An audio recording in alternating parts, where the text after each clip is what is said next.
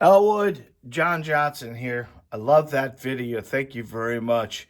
Let me show you what I think you're doing wrong. Well, I know you're doing it wrong because you just gave me the video. Guys, if you physically do videos like Elwood did here, you'll get a lot more pointers from me because I can physically see.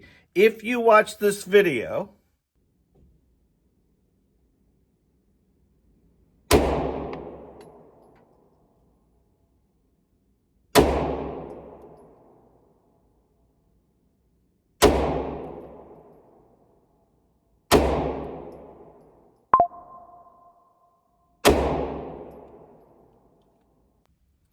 Elwood's got good strength. Elwood's got good power. Elwood's doing really well, keeping the gun level.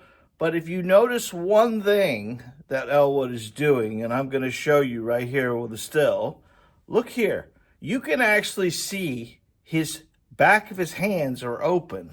It sort of looks like that. Now, what we normally do, and I think what's happening, Elwood, is you got this hand forward too far. You need to bring that hand into the void here. What we want, Bubba, is for our hands to touch back here.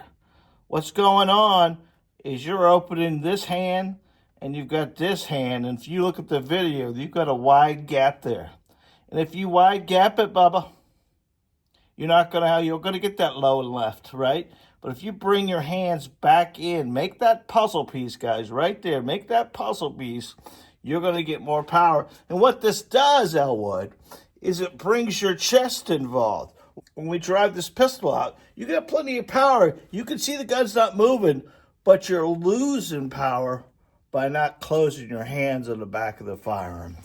So, proper grip is touching this part of your hand with the other hand. There it is, right there, bud. There it is. Try that next time you go to the range. You'll be running bullseyes, pal. You'll be running bullseyes. Thanks a lot, Elwood, for the video. That was awesome, dude. Thumbs up. Keep shooting, kid. Love you, bud. Bye.